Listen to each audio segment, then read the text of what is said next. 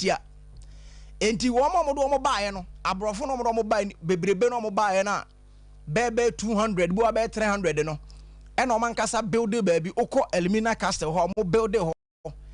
e na abrofo na nkasa tena ho e na mo ye o man sole omo ba no Roman fathers ka ho omo ye o man sole bompa ye ma wo mo o nipa tuntum de ohun ni se wunya nipa enti they never preach the gospel to any black man cause study history here. So this common little truth way will be a na no and now the Bible that die and on the Bible no so on the Bible ne beto nipa and say hunu sa wo de akire me baso that area and said ye say esi eyame nkola asem pa so wo sia krachi ni kura no ka asem we hey missionaries ba Ghana ha now missionaries unim ne mo mbaye o tie misisi awa no den se broni de Bible bedada wo nya broni a anka Methodist ne sa Presby ni Roman fo no medical basic school nka nya bi ko ye adentina hospitals ni school no mesisi ande onka so mba so bedada na so ma haye ndia de sadia o mbebubu mu school no mu o mese o hospital nyina nkola asem sa ni oni pempe na ade ye dada kire sa wo de o ye bibini be ma ye ka me ma ya ade o te ase ya ye se ne be mbe ye den no benya sika asa de bibini be ma o ka se black man on ne nti ase fa me ma ye ho ye ene ma mienu pe sika e na ye ntintini o de ntini bi tesa ha na ne be ma ni gina so o fa ma ne sa no a wo bebre omuzu ubetimi ahwe omo de ya wugum na wa wo bebre onya time eni emfa hwe nkola no bibini adwen ne se de sika nko na hwe nipa hwe nkola asem bi omo kire enye sika nko na ye de hwe nipa ye de sika nyansa ene adaje ne hwe nipa wutie me ti asem na me kan ye de sika nyansa ne adaje ene ye de hwe nipa e build nipa me nipa timi benyini be panimpa sika nko na ye de hwe nipa dia ene ensese nka sika forma sebe omo ye nkwasiafo enso kromo no opa ko prison opa ko sa tinka area ho ba bia ye kan se junkie fo ni gu no na ko hwe sika forma pa ko hu half cash form hu fefefe wa nom drugs sa on papa no wo sika esika forma bebre tie me oye banker enso oye smoker o ma bra boy kase ye kan ya se wan na ka kiro se sika ena wo nipa bibini wo pe kwan sebe abo wo nkwase abrandi na wo se Bible nya no credit Bible da bedada said e be ya unsa Bible na the limitation beto so John chapter 3 verse 19 was said this is the condemnation the light has come into the world but men love the darkness more than the light because their deeds are evil was it when you afobo no and is a high na be wiase nanso nipa do sum chen hafri so munwuma e bone just wo pekwa bone nkwase abra into akogina common sense phobia achi no mugu social media ke kan kola asem ye the Bible bedada o Bible tama ye twere Bible na se compare Bible na Africa te say ye beba ni nyina so somewhere 4th century ne start to see a compare Bible o data mu bibini a wo broni hu ni se wo akati ana se ayi a wo tidua so o data mu ho adwo ni trim se broni awurade yankobo nti mo amutie me na mo de mu ye nya atwem no so wo to zizi uni asem bia beka na sole bia nka no kra na sofo bia nka no kra na de o hwehwe mu in the last week no eno na ma wutimu ze me de fast area no na eye ni brinsem batama na me guso kasa no ena something happened here but I na radio nye bibia na ye ka so ena me de fam sa brantie ba akom medwa so na obi nso se ne yetesade ne idwa no sofo di frifi na aba ti ekobasa na mekasa na mekasa na chesa atamfo nyame program na me ndi atamfo wo manka no kranchiro na meboa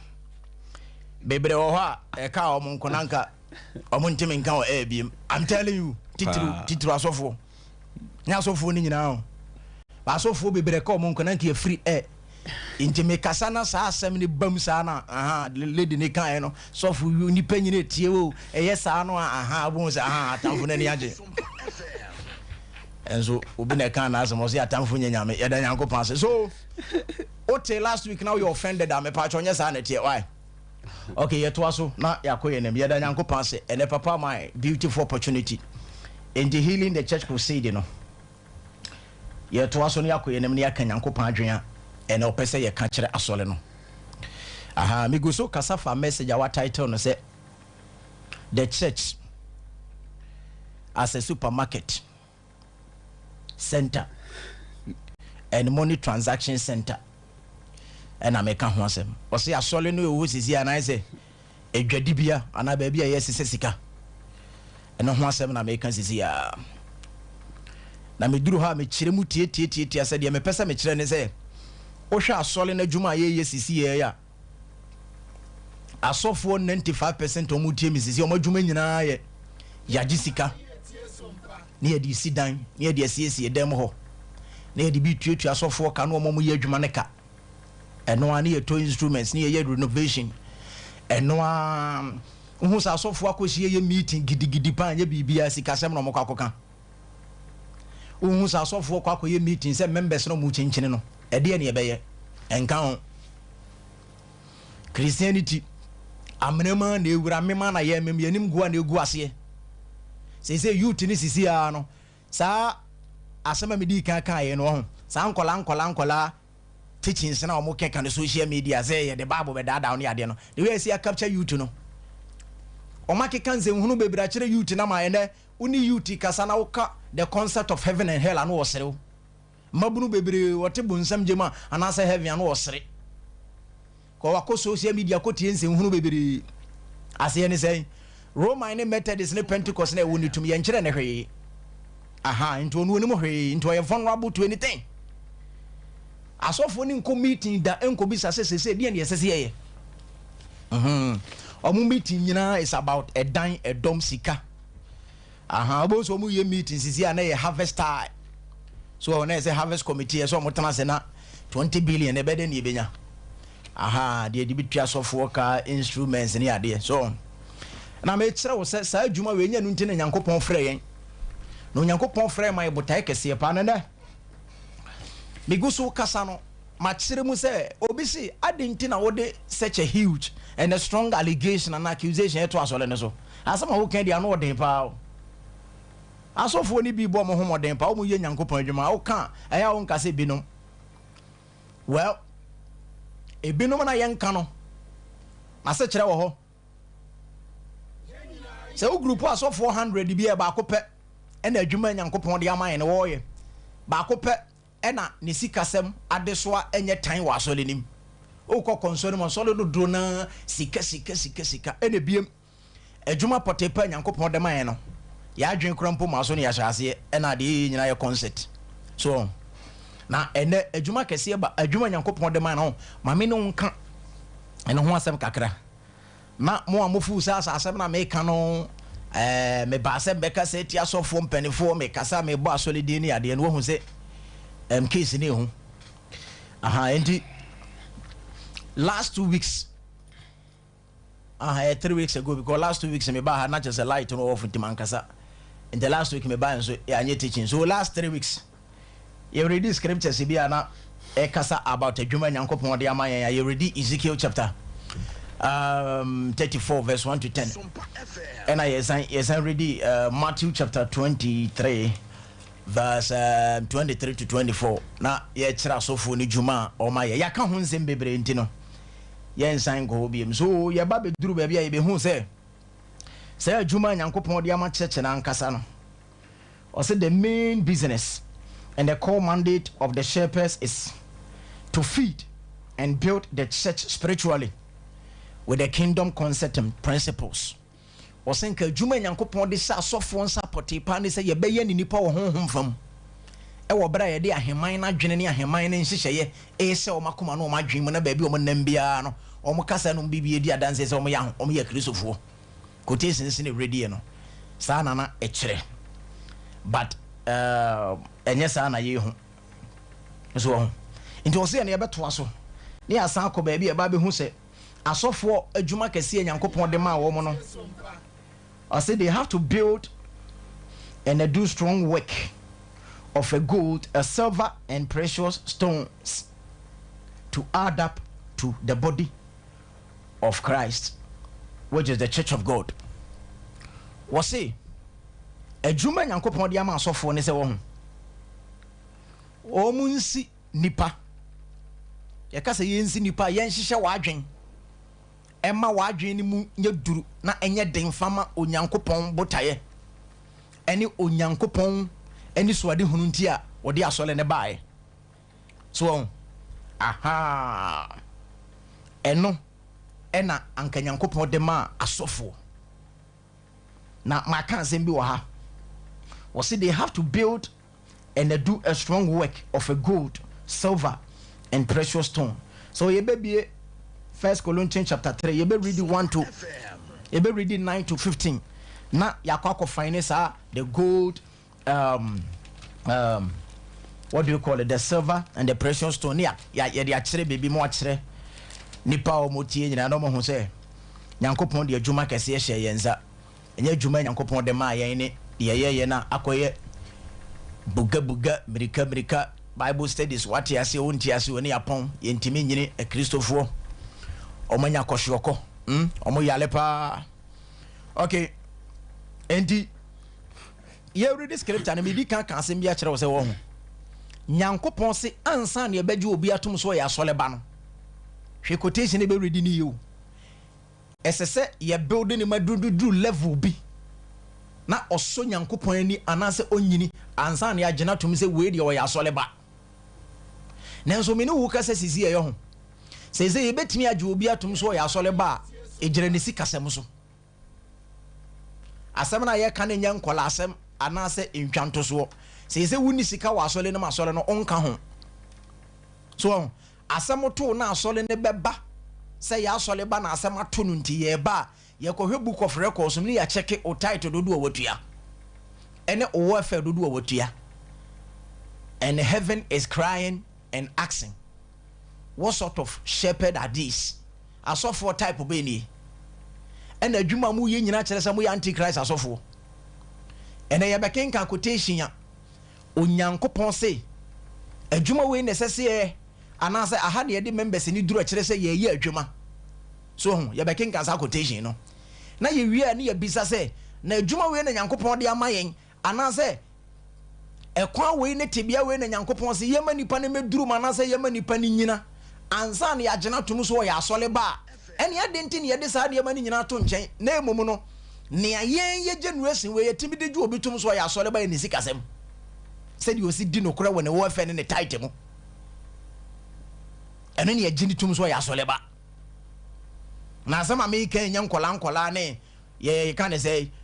kinkran sole no ma meka se society me yemu wo mo iv meka se bia one man church se one man church de o mo se nya papa aha enyo mo na eye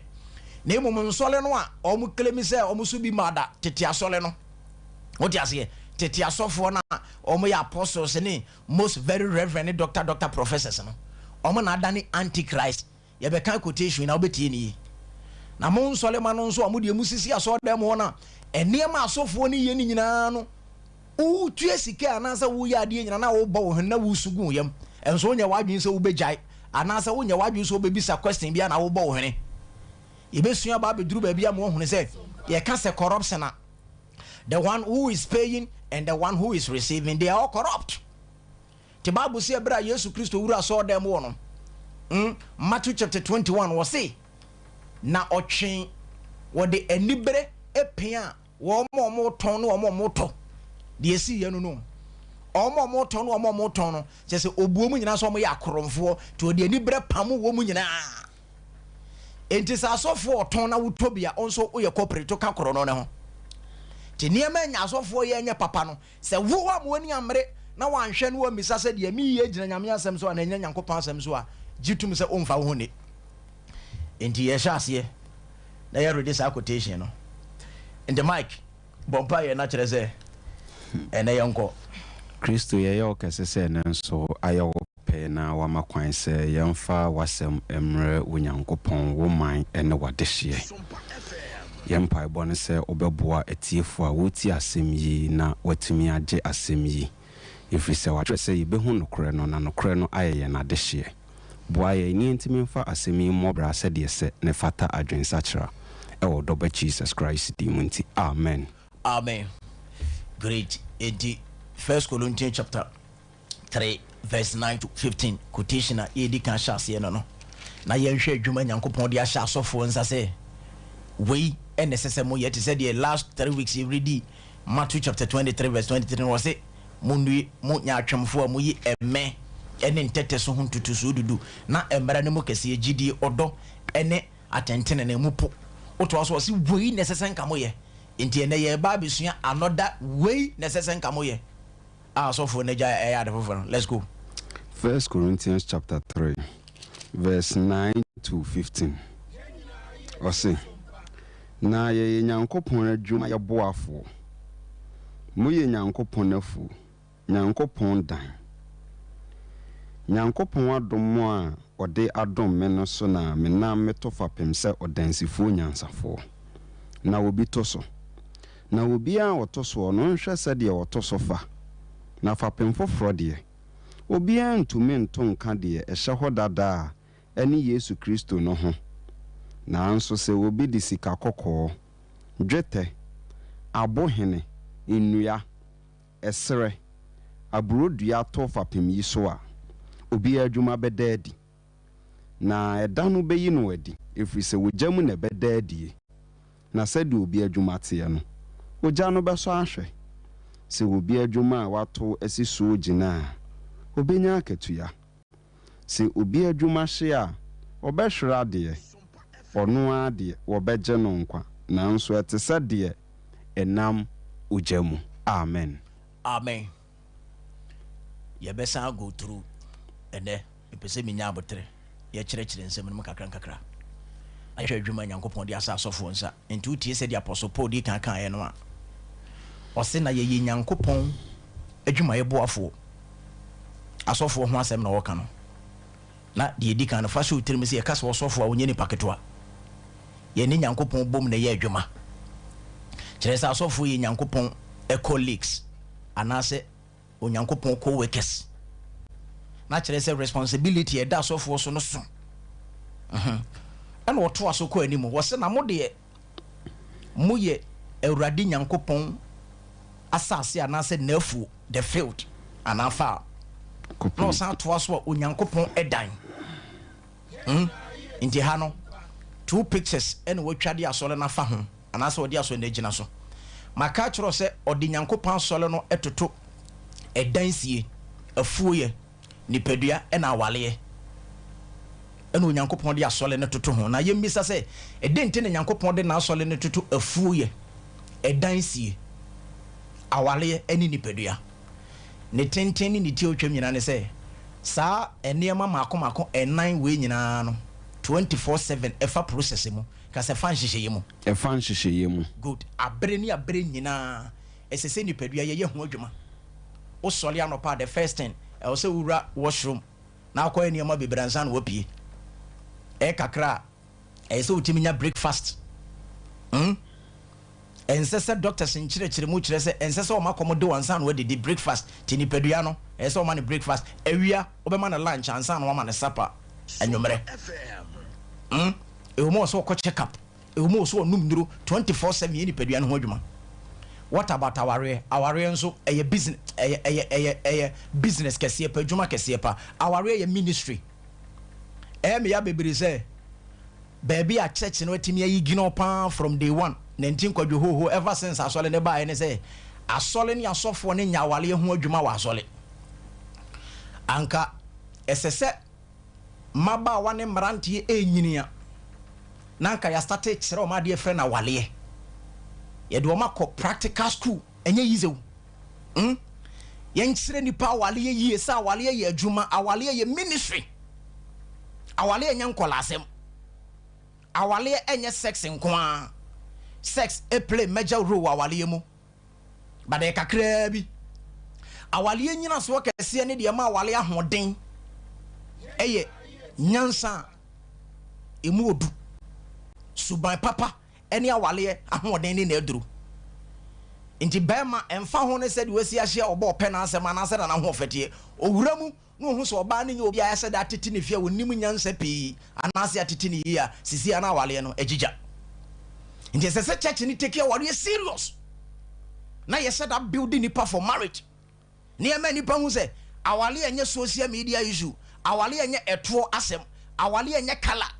awale ye serious business. Into osade nyankopon asole no toto awale ho 24/7 esese ye ho adwuma, esese papa ne ye ho adwuma na oba no so ye ho adwuma, nipa mienu kambom ne ye ho adwuma na yesi efie ne ma ne ye fe enkwala ba mu nso a ye wa adwuma ne asodie kese afuo ye nso te sei onipa bie no obetimi akọ afuom akọ akodo odowia no adua no ba no wa bafie na wa ba beda bebe bosome miense echi no wa ma ne kenten so ene ne sika me kọ afuom akọ akofa aduane abafie yanya ne saa obekọ no onhu ba bi kura afuo ne kwan da ehura befa ni nyina so 24/7 e kwan a ye fa so ye yefu afuo fa process mu watene kura se kakra pen ye do afuo a ye di kan efa abadefo no makọ akodo kwaye no ansan ye nkrofo kro mu bunua no makọ bu afuo no mu nua kakra no mase for some time di mre bia na omase omusi wia ye won krofo a ye seda fo momko pam afuo ni so nto mo pam no mayi ni ehinhini ne ma woni ye kan say abo ni ebo mu nyina na afi asase na ye fetal ansa na wia pen krofo am yakwa kodua ye dua wia ne breso na wotwe mienu na wotwe miensa esase ye kofu num koye adwuma good. Yes, I deba edan so the same thing. Edan yes in about 20 years, 50 years. E wo ma say your renovation. If you rap papa wo ma bon so na nam dan no ohun mark and say crack bi say na adwen ba so. 24/7 de bia edan no roof ni ba bi star bia no e say etime carpenter no be ho adwuma. Enti de ente Nyankopon de asole ne toto sa ne ma nan ho ne say kire se asole no a ewu nipa de sene ya waba so obe hwe Awurade no 24/7 esese ye ne ho adwuma. Yentie ne yo esese hu ba bia wote esese hu ne challenge awa abrabom esese hu ni nyini wo Kristosum mu wo ye baby Christian young man and as a father esese hu ba bia obi anyini ewo na ye hwe de ebetimi aboa ma nipa no ate wo Nyankopon asem na sen kakra kopum so obenyini yakwa asole ye Bible studies teachings na ye no utimu se eye very very complicated teachings na ye no utimu se emuntiase no enye bete eden ese de nya abotre na nka topic bi ho ha utimu se senke yade don hwiri mienu ena ye no everyday ne yade busumi ensia enesi ho na ye kọ ne nkakra and so go to the churches egwasa aseso a omo no mo se omo ye papa ubeduru Bible studies oha Bible studies na omo ya na utimu se efiri sofo panini su kosi wo omo mugu so unse agoro wo mani so Bible studies buga yes start Bible studies asoli ekura congregation 200 yes start Bible studies so bo hwani pa 10 ana se 30 no maba ana 50 no maba osofo pani yam nse no obeka se start Bible studies no by first offering de anya de obema yaje praises and worship nso omo ye nye e wo bra nipa 10 ana se nipa 30 na ba by Bible studies na important to change any other activity in the church no ombeka say start buga kinkre putogum hwegum Bible studies ebeka be 10 minutes am ya ponwa na dem ho ayam afi na obi aba omo ba ubon se we so de kofa ha na we de akofa ha nti members no mo ba no so oba Bible studies nso wante hwe to bon se hwete sam ti eba Bible studies a utimu se Bible studies na ye wa asole no nyansa bi anim efri se leaders na ya sofo no a omo hwe Bible studies no enye omo concern enye omo dadwene I'm telling you usi atete sofo obi a wo se Bible studies na to nso ene dadwene ka kire nse papa wo ye nya atwem usi Pentecost sofo usi Assemblies of God sofo usi Roman father na usi Methodist sofo obi o se Bible studies na ato nso ma members na bonche momo no eye ne problem ka kire nse adenti na wo ye nya atwem sa ka kire nse senke hiamo anka mo ko ho meeting da sikase mu hiamu nti ena mo asembara atoso welfare any tight wantu ya onka ho Bible studies na sombu ma Nyankopon ma nipa nyini no kona kohwe enso nka Hosea chapter 6 verse 6 wose na mepem buruhunu na nya afode na mepem Awurade hunim de chen wose afode wote asam na Bible kan no bi ho na kenkan ofie mepem Awurade hunim de chen wose afode te Nyankopon na edi n'echi no wose nipa nya ne hunim de a esombo ma no sense obesi aso dan ma no onipa nya ne hunim de a Onyankopon se esombo ma no sense nipa ne betua tight kese na so kontete nsole mu nkrofo mbo ba afode akese tua tight akese nyina asole pani quotations on trim gronu 3 wonim hwe enso yemfa ho because obetua sika kese nti Apostle Paul say tie asole no yefuo my God eye edan aye ho adwuma yesie esan eye awale ne san ye nipadua so 24/7 sese ensa wo ho na Apostle Paul to aso wo se hwe meto me fapem so dansifo nyanzani na miwie na meko no obi nso ba beto so nti wo se obi nso to so owie no ka asem kese bi ka ho wo se na made otoso no onhwe ne hu yi se de otoso fa hallelujah amen sa asem no eduru pa ne me connecti obeba beto aso no onhwe yi ento aso ko a wo de to aso sa apostles ni gigi sika ne ebota ye nyina ye se asafo mai omote bia mu te sei ahote bebrebe ede ne ebetimi ya fa ho Jerusalem anya problem enti apostle mako yakoba afode yemfa nkobo mu Jerusalem no na yen ye genuesi we wo musisi ye die ye bota nyina se ye gisika ubisa se papa mudi sika na ye dan ano de ne nsa kire edan so ti asofu egu asase so bota nyina ye edan mutimi gisika gu bank ye ka so ne sika gu bank ho bedwiriw okay na Apostle Paul say yen adwuma ye ba be yinia ene ye de otoso no ozo weyew ka Apostle Paul koduru Antiochia no sha sole ni din sa no hu sa sole no enya diabetes ohu church members no manya koshiyoko ohu na nafudo koso obeka sa wamen sa uni technical aya sa ya le nko anagum akwase 21st century church ohu solema no a obi worship awo ye nisu a wo su ni ade nyina obeka sa church woni mawrade ama o masa comedies crocodile tears enko ba bia nyankopon ni na koma ba bia Apostle Paul ko pie Antiochia sole no so no hu sa sole ni yale yi members ni mo hwe ebo pa ne de jise wanti we no okọ jise anti so obi aba na hwi na obofo we di kan ba na omu nyina de bo na obofo foforo ba na omu nyina de bo na obofo ba ko ba obofo ba ko opie ne de ono utimu se nanitie ne na hobrase ye koro no kora de bi nsida but ono ade o ye ne se ode ahobrase ne kasa boko owi anu aka kiro se menya obone minsisi menya wasa na memaba se mebedan Kristo sum papa di onipa waba so bedan Kristo sum papa di no bra se owura na asole fie na sika nhye wo ho a enye sika kitu anzo si agzi wo sika bebre na yeyi wadwen so firi nyankopon asem so na yede wadwen ko se bibia se efere na kade so fa wo ho to akade so now onipa de saniti ade we ya no odi America akokora aberewa no mu nyina de bo no omko na members ya adwen te sa wa bibia timi convince wo ti Apostle Paul ko pia Antiochia no hu se sankwase ase mu ne koso no ene wo gye mere no odo omtanase wo se na afe ba ko odo omko school enti Acts chapter 11 verse 26 no afei enkrofo no a wo mu di Yesu achi ne ye no wo kasa ena afei de start sesa nti kromwofo no hwe enkrofo ni din saa enti wo se na Antiochia no odi kan afre Yesu Kristo asuafo ne se Kristofo because of impact osofo ba ko make yo but me no kasa sisi osofo ba betere radio so agina na aso dem just mo sorry a mo ba sorry mfie bebere hwe onim ma mo se Antiochia no o ma mo da wuro so mo ye kre nipa hwe mo ne ye wa ba so le saa asif se asole ko na dia adwen sakraba asif se wa betena sole na wa ba ne nko ade obenya adwen sakra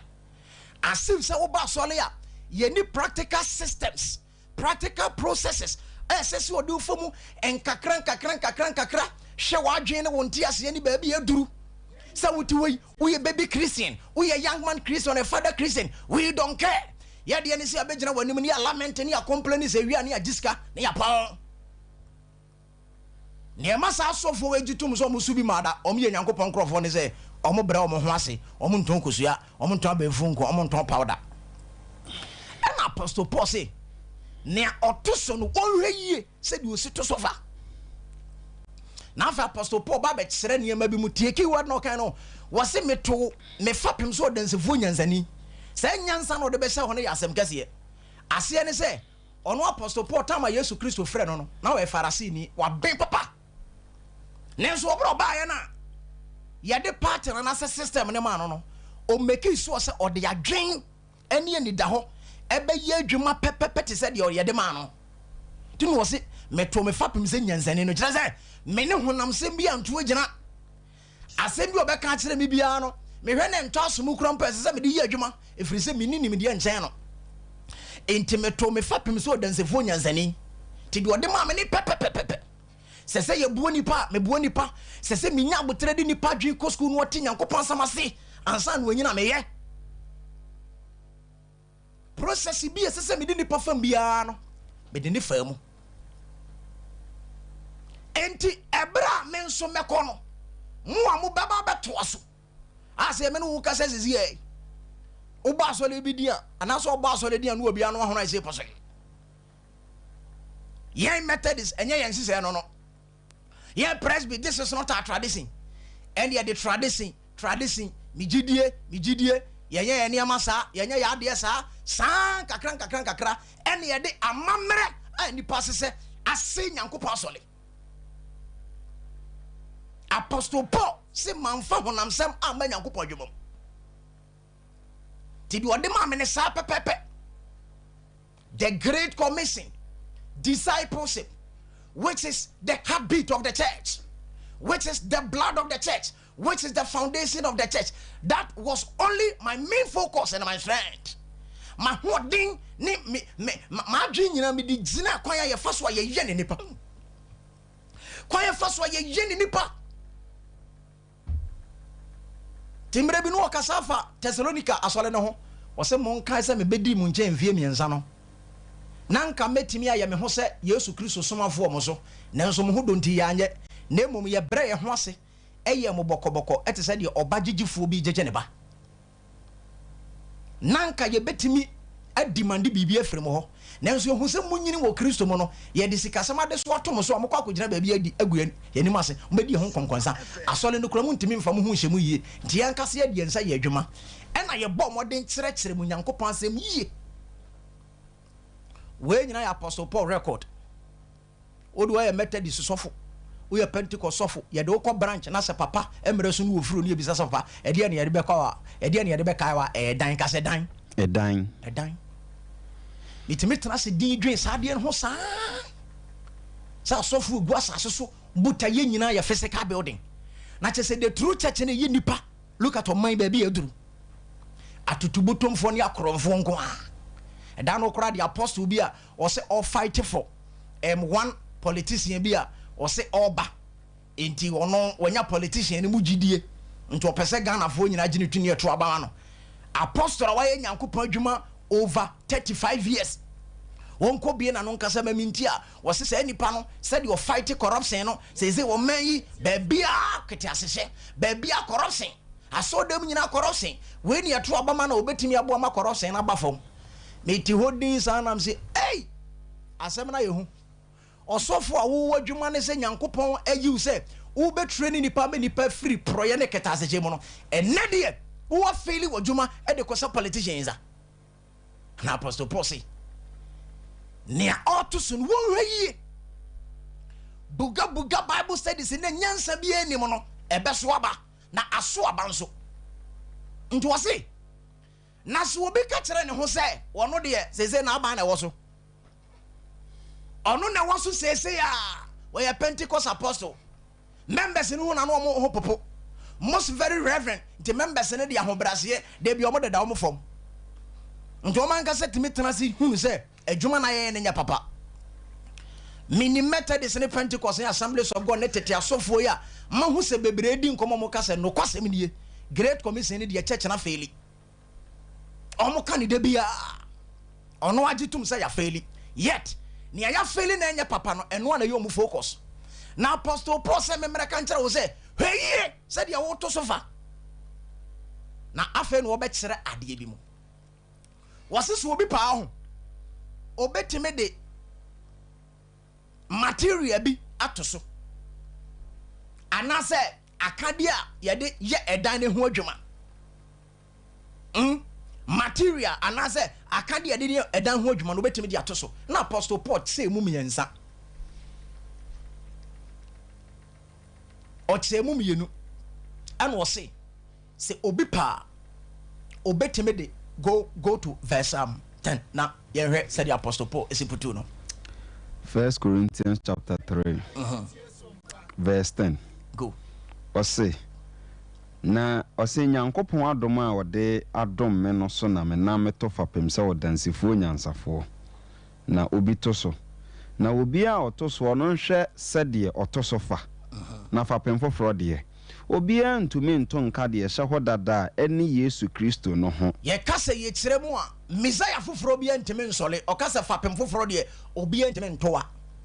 the concept of the Messiah Yesu Kristo no a oya agenkwa no obi anu obetimi asole abeka se Messiah obi sole beka so ye Messiah na ugindidi a na kire se wonsu utira bofom na kire se oyale yie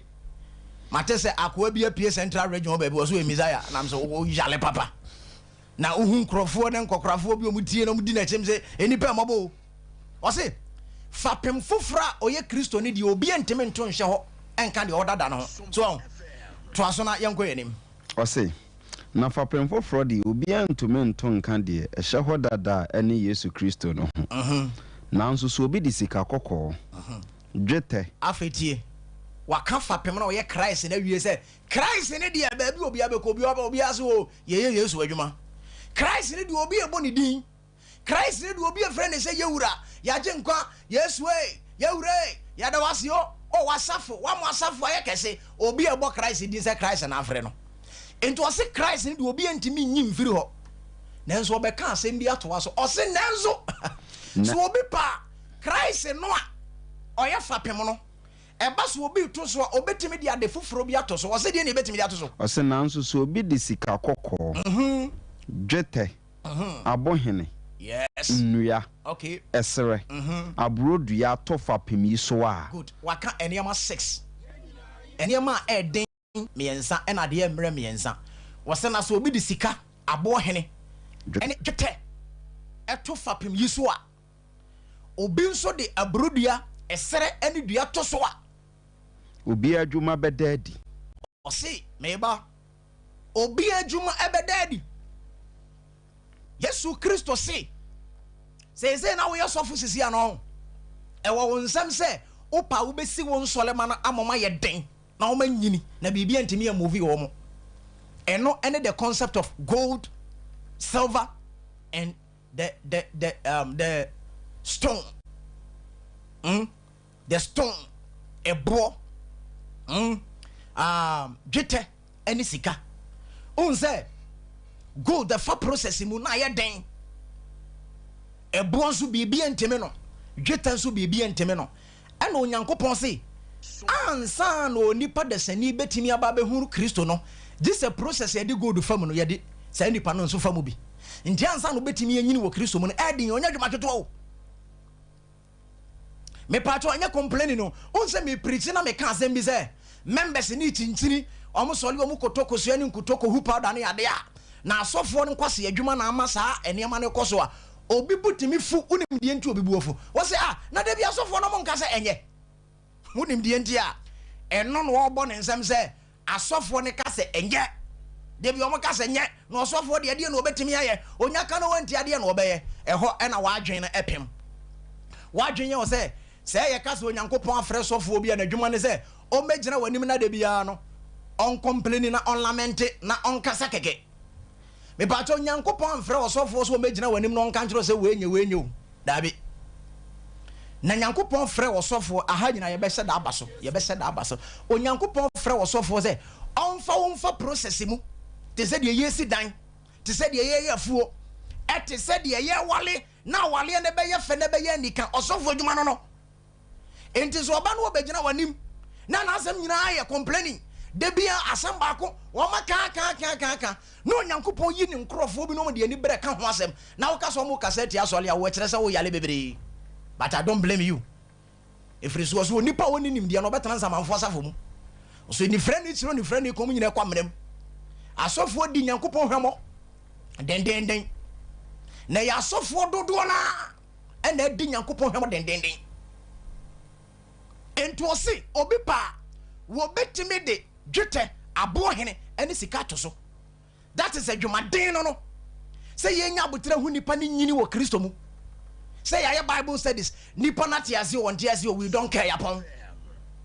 Bible studies na ye no topic ni ye very very complicated. As yenya abotre kire mu ye time ni ye very very limited. Nipa na o titi ni kura nya mature ubisa no question na ototo papa so. Who say we a strong person out there bisa question who peja unsa na unsa da from one view because of who so a controversial person. And I had sanse hunu we atena soli ni man free me mo frase and me hu sanfoni we san na na de members ya fe do ma bonse kon o ma bonche mo money afa bibia timi convince wo bibia timi tutu wo bibia timi do ma nante na afa nse hunu asofo yi keka o ma kan ma members no so ka bia ne se no kra Nyankopon asem ya no kra waka se na di akire no nipa so be na hene en da hoyi na nipa chinchini wakasa atradifo beba ampa na atradifo aba enti osi wopa ubetime de wopa to so owie no wabɔ niam aye den no wɔka niam aye mmere no eye abrudua esere ene edua abrudua esere ni edua no unse entimi enyina ejanim ejanim aka few minutes but na me dey teachings no emfa course bia amenkasa tie die ntia wo kase wo pa ubetime de abohene dwete ene sika to so no no obi nso po betime di abrodua edua ne yesra to so no oto aso a wose na ebefa jameja na beso ahwe repeat no mu die ne ose verse 12 nanzo so obi de sika kokko dwete abohene nua esere abrodua to fapemi so a obi adwuma bedadi na eda no beyi no ede efrise wojamu na bedadi good ensem yenu no waka eda no beyi na di efrise ojamu na bedadi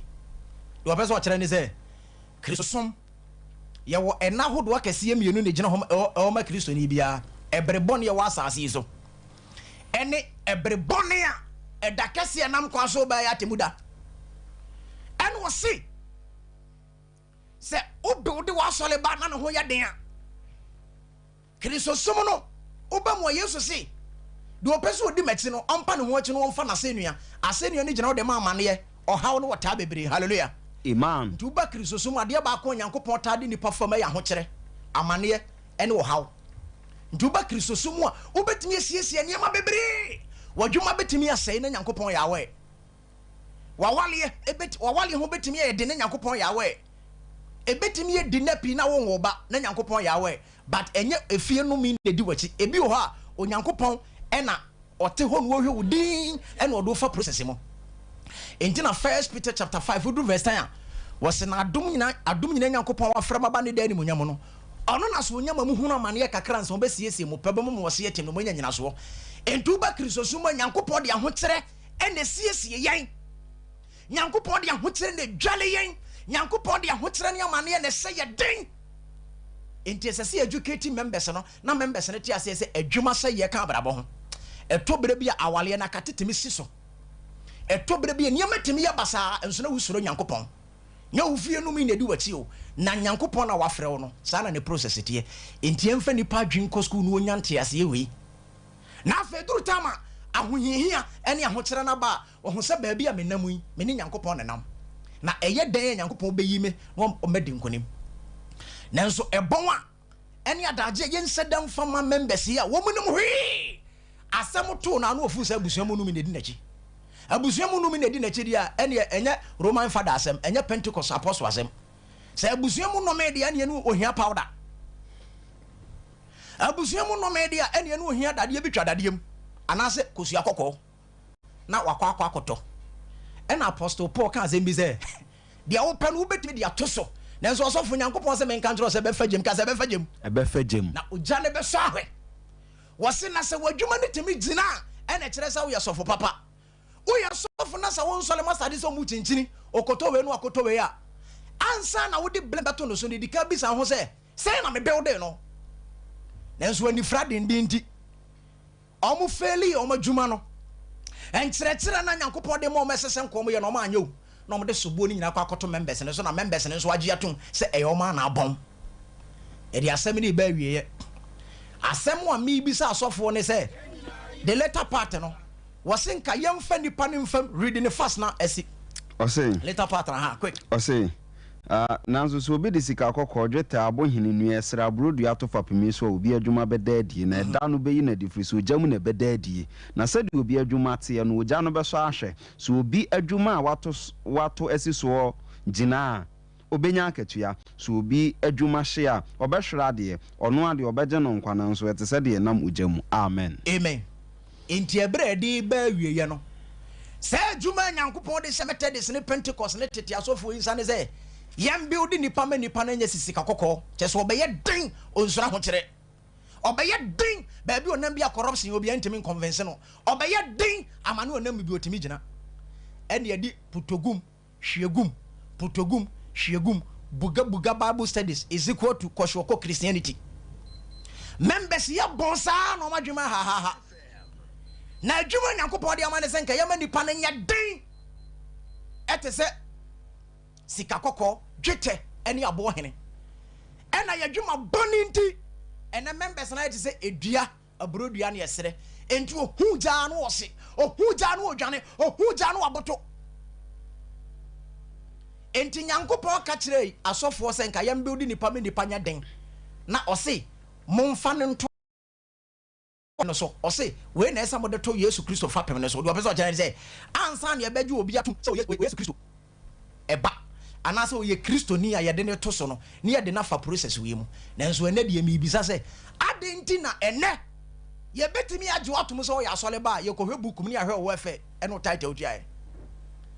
ene na me de ba yo no ya asole ba na utua wo efe eni diusa asem so ifri se etie nyankopon asem hwe no wantua wo efe biem hwe no wantua diusu biem na otena meba be kire ma kire wo betua wo efe eni diusu bia no ukuntie nyankopon botae na ne fapem wo bekọ bunsam jim start be sa question sa papa adenti na matena sole bu mfie bebre nsu de bia one way of preaching musoli a mo complain abomehona se ni nyankopon fra mo se mo me complain ana se nyankopon fra mo se mo be kire yen indi yeah na ya dia ba wiye wasi ni a open wo betimi dia to so nanso be fajam oja ne be sore utie misisia na won kwa sole a ya sole wa stand ha ya bra beti nkire mesrew se nya atwemo ha watotwene wate bra na be hwe se your Bible studies a friend school of wisdom service taking longer hours and then nyabote be nsem ya discussion kakra me pracho woni ska betimi aba ifri se eye offering ba ko pe eye wakomo mu ade a eye oni nyankopon tem se nya atwemo haw na sa wonye emonto na wo so beba ye ya asole wo astan uduru abes park ho a area ho ejaba old building na aborosan kese ba ko ne bon ho na ye asole enti ye pon na sere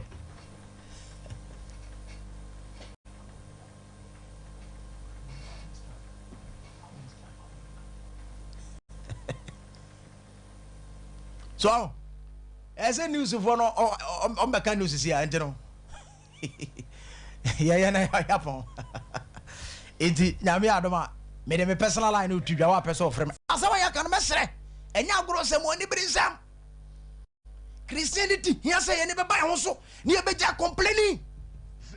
o ko so le ensem am ika nyina ko bisa so question quotation na me kotu ni nyina ko bisa question say me ti preaching bi say yesen ka mo build ya ma nya den na mo fa yan ka so le ne ho moma yehu nyame asem moma yenyine ne yenya den na adenti na mo de yesika na mo de ewreti yen anasa mo de ka so le no asofo mu di ani wen onyankopon wo hu yen mobo na omo anema na ne mantimi mfa asem mo bransen dia ne munyam wo Yesu din mu amen amen yakopon adama next week yebeba na yasa baba betwa so na program ne fe ni healing the church crusade no wahunu